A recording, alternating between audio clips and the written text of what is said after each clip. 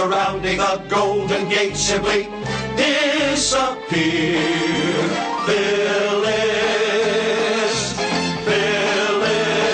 who makes the warning bells on the cable cars play, the gang's all here. Phyllis, who charms the crabs on Fisherman's Wharf right out of their shells, who lights the lamps of Chinatown just by walking in view.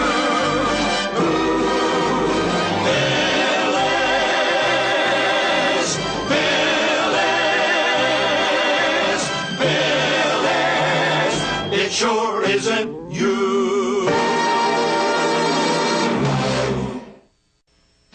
We're home. Oh, Audrey, did you have a nice time at the cemetery? Yes. And today I took Jonathan with me and introduced him to Gunnar.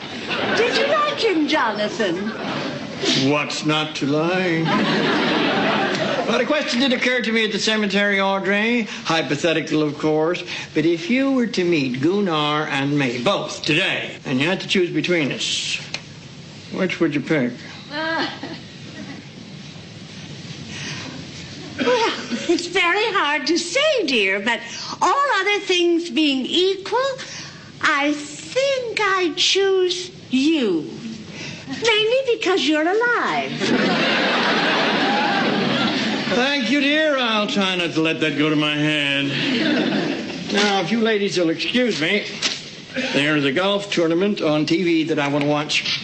Ooh, me. Wait for me.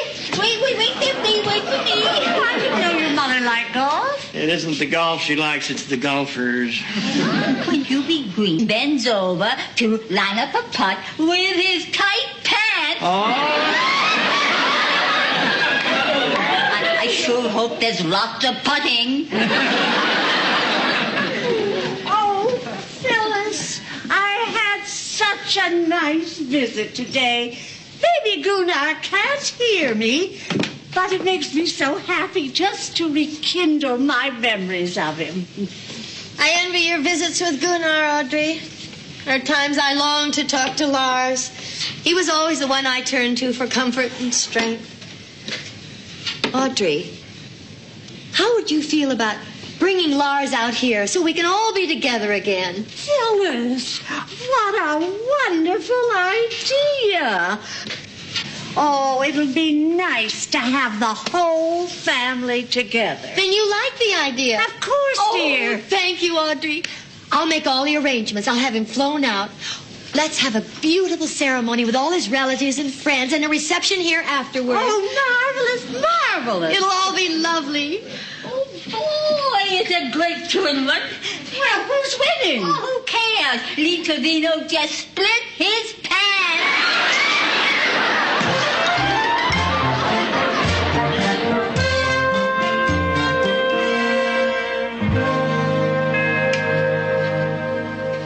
Mrs. Bannister, this is Mrs. Lars Lindstrom.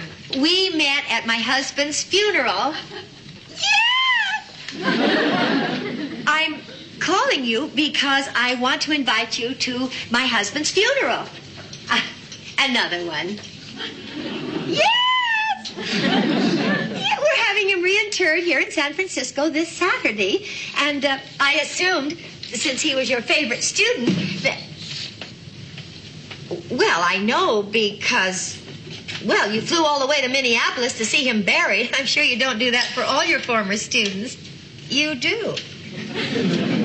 So you will come to Lars' second funeral. Oh, you think the whole idea is inappropriate, unnecessary, and stupid. All right, I'll put you down as a maybe. That's 9 maybes and a no.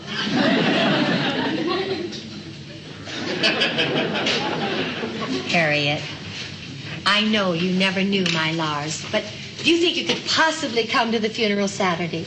Well, maybe. Oh, my first yes! Which one of you is Abdul Jabbar Bahala? Oh, yeah. I keep forgetting. I changed it. Dan, I'd like you to come to my late husband's second funeral. Didn't the first one take? It's not that. I'm bringing his body out here from Minneapolis to be buried in San Francisco this Saturday. That's very nice, Phyllis, and I don't want to sound insensitive, but I hate funerals. I get too emotional. I cry when my engine dies. Okay, I don't want you to do anything that makes you uncomfortable. Just that I'm having real problems scraping up mourners. Please, Dan, do it for me. It means so much. Okay, I'll come to the funeral. I'm having lunch with my ex-wife on Saturday. And after that, I'm going to need something to cheer me up. Someone died? My husband. We're burying him Saturday. I'm sorry. Oh, that's all right. He died almost 1.5 years ago. And you're burying him Saturday? Yes. Where you been keeping him? Minneapolis. Oh, nice. Mr. McCoy, perhaps I can help you. Supervisor Valenti may be a while. Oh, well, you see, they made a mistake. It's my electric bill. Electric bill? I'll handle this. Supervisor Leonard Marsh. Billy Joe McCoy. What's wrong with it? Well, it says I owe $112,000. You think that's too high or too low? Biggest bill I ever had before was $18. You feel it's too high. Have you bought any electrical equipment? I bought an electric razor, but I don't think that would do it. I have such a small face. I think I see what's happened here. This is a computer mistake, and I'm going to make it my personal crusade to straighten it out. Well, thank you, Supervisor. You've taken a load off my mind. I promise you, my personal crusade. Take care of this. Supervisor Valenti's office. Yes, this is Mrs. Lindstrom. It did? That's wonderful. It's the mortuary. Lars is here. I beg your pardon? A problem. The box is what? It's growling?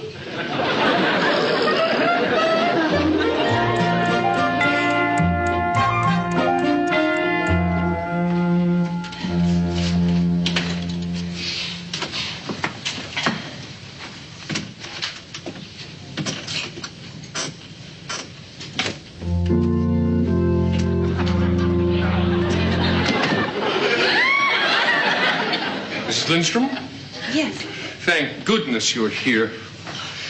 I came as soon as I could. I felt you'd want to be here while we checked out the problem. Mr. Raymond, ran so fast. Are you sure, absolutely sure these noises are coming from my husband's coffin? Either that or the gentleman in the coffin next to him is a ventriloquist. I'd like to see my husband. Yes, of course. Mrs. Lindstrom, I know this isn't easy for you, but I want to assure you that I plan to handle this matter as delicately and respectfully as possible. Thank you. Vito, would you send in Mr. Lindstrom, please? The growler? Just send him in. In order to put your mind at ease, Mrs. Lindstrom, let me assure you that Raymond Brothers Mortuary has been serving San Francisco for the past 40 years with the same unwavering policy. If there's any problem, no matter how small, we are out of it.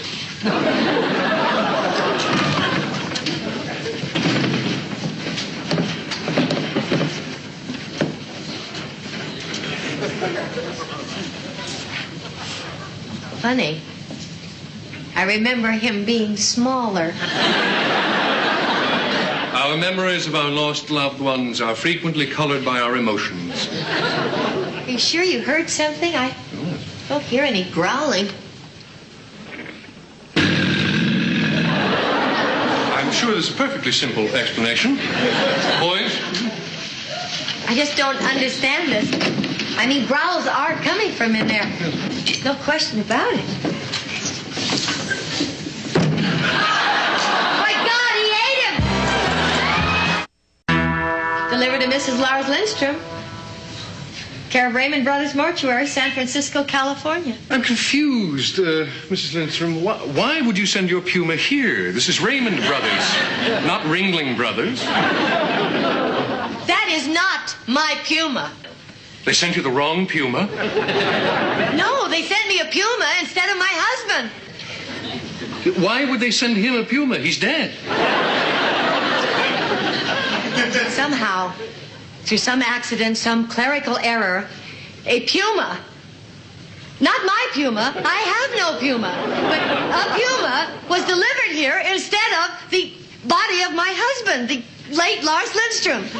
That means that as of now, the body of my husband, the late Lars Lindstrom, is missing, lost, gone, not here. Do you understand what I'm saying?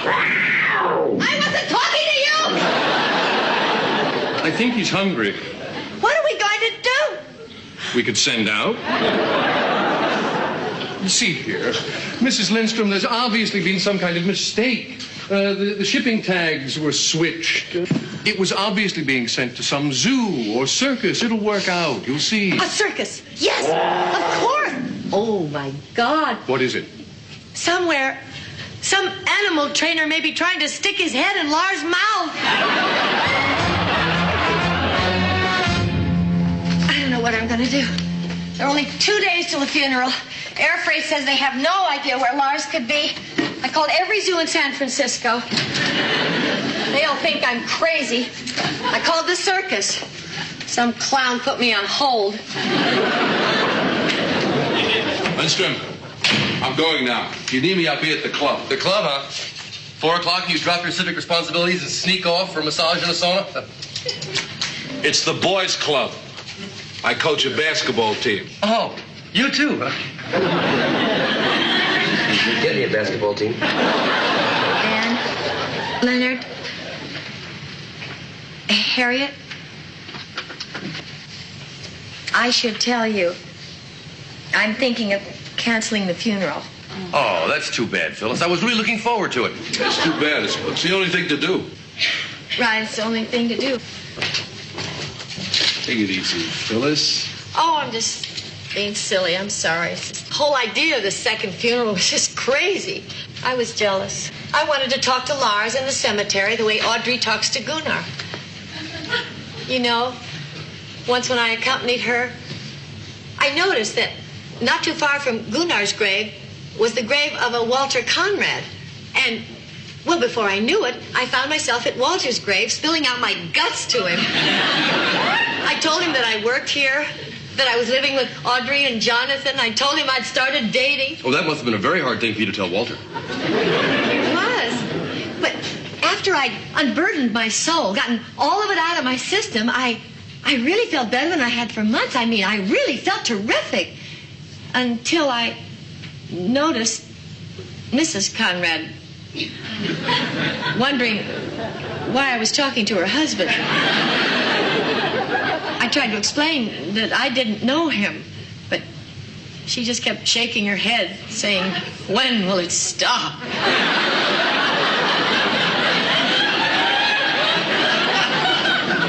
I really felt terrible getting a deceased person into trouble. But otherwise, it helped me a lot. Phyllis, why don't you go ahead with the funeral anyway? What are you talking about? When I was a boy, I had this little guppy, Oliver. And one day when I came home from school, they told me that my brother's cat ate him. Boy, was I mad at that cat. I wanted to throw him right through the window. But my brother talked me out of it. He said the cat ate him in self-defense. Leonard, what has that got to do with anything? Well, you see, I was so fond of Oliver that I wanted to give him a proper funeral, but I couldn't. I mean, not unless I buried the cat at the same time. So what I did was I buried an empty matchbox in my backyard with Oliver's name on it. And I felt much better. Are you saying that Phyllis should have a funeral and bury an empty coffin? Right, but not in my backyard. Full of guppies.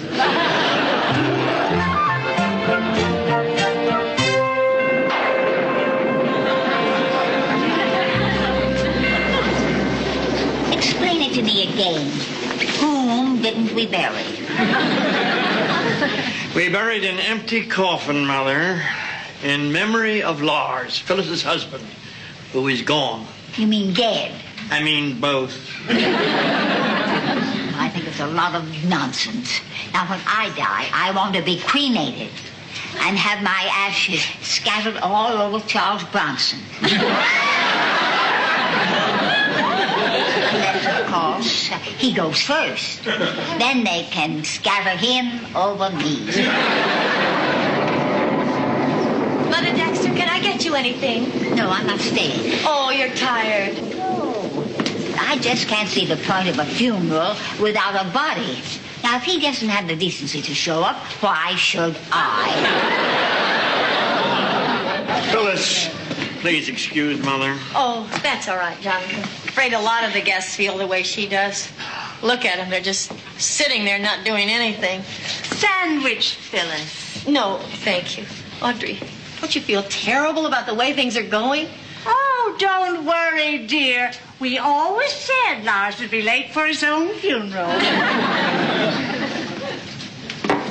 Can I get anybody anything? No, thanks. Is Bess here? I was looking forward to meeting her. No, she couldn't make it. Like father, like daughter. I'm beginning to wonder if this is such a good idea. Oh, but it was a good idea, Phyllis.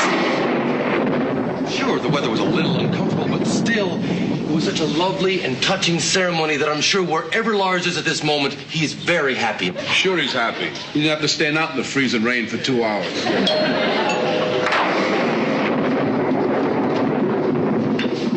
Wonderful news, Mrs. Lindstrom. Mr. Raymond, you mean you found Lars? That's right. He was just delivered. It seems there was a mix-up in air freight tags, and he spent the last 5 days in Paris. Always wanted to see Paris. Oh, well, everyone, listen. I have something wonderful to tell you. This is Mr. Raymond from the funeral home. He just found Lars. Well, what's going on? It's Lars. He's finally arrived. They sure did a good job on it.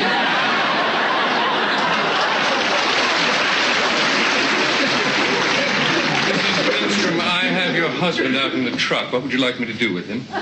Oh, well, I'm not sure. I don't know where to put him. May I suggest the ground? I suppose we'll have to replace the empty one with the one containing Lars. Oh, well, it's off to the cemetery again. Let's all just go in the cars we came in. And don't forget your umbrellas.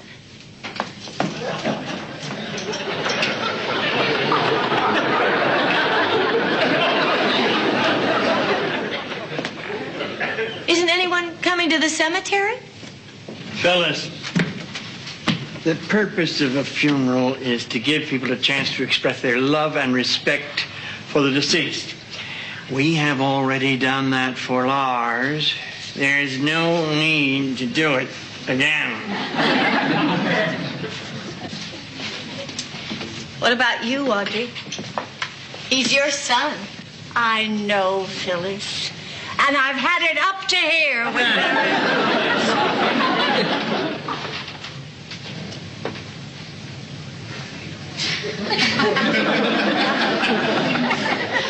I guess I just better go on out there alone.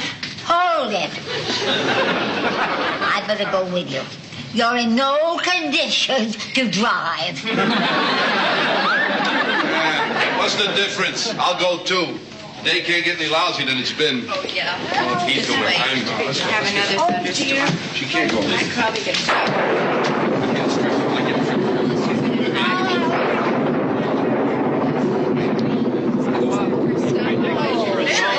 There's nobody left, apparently. So wonderful to have friends.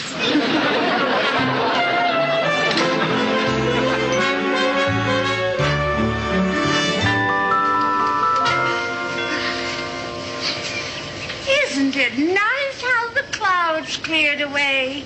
And as one sun left us, a brighter sun appeared to take his place. Oh, well, not that Lars wasn't bright. Yes, I understand, Audrey. It was a beautiful thought. Wonderful funeral, Phyllis. Even nicer than my guppies. Thank you. Very nice, Phyllis. Thank you. Are you sure he's in there? Positive.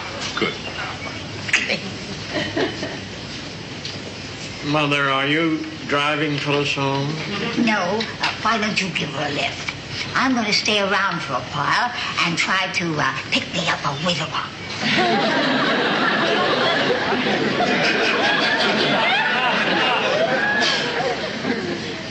Phyllis? Jonathan, would you wait for me in the car? I'll be with you in a moment. I just waited so long for this. I just want to spend a little time alone with Lars. Certainly do.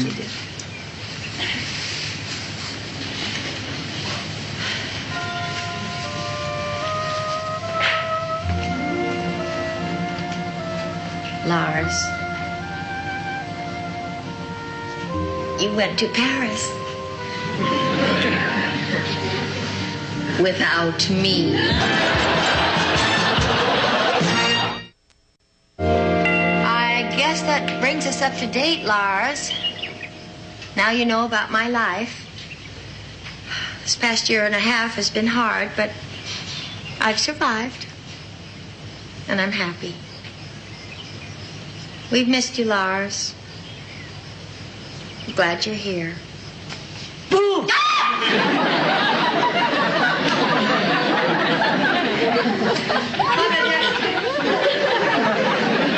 You scared the wits out of me. The best laugh I've had all day. Were you able to find any grieving widowers? No, I struck out. Oh, that's too bad. Are you finished? Yes, for now. Good. Then come on.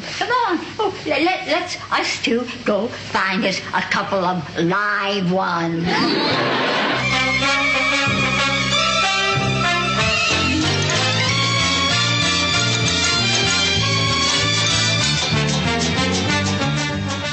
You're watching ALN.